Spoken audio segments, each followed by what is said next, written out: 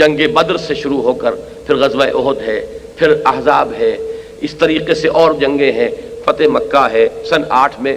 6 برس کا یہ 6th phase and final phase of the revolution of محمد صلی اللہ علیہ وسلم، ان مراحل سے گزر کر جاء الحق وزهق الباطل ان الباطل کان زہوقا، جزیرہ نما عرب پر اللہ کا دین غالب ہو گیا۔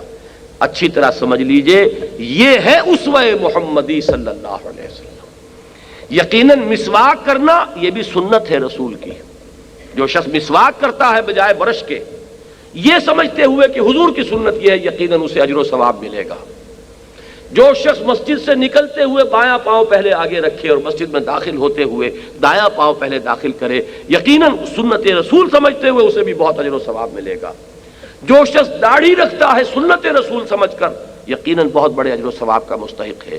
لیکن جان لیجئے اسوہ کہتے ہیں نمونے کو، نمونہ کامل نمونے کو کہتے ہیں۔ پوری شخصیت، پورا وجود، پورا کارنامہ حیات، حضور صلی اللہ علیہ وسلم کی توانائیاں کس کام میں لگیں؟ آپ کے شب و روز کس فکر میں گزرتے تھے؟ آپ کی جد و جہد کس رخ پر تھی؟ آپ کس کام کے لیے یہ دن رات جو محنت کر رہے تھے کس مقصد کے لیے تھا؟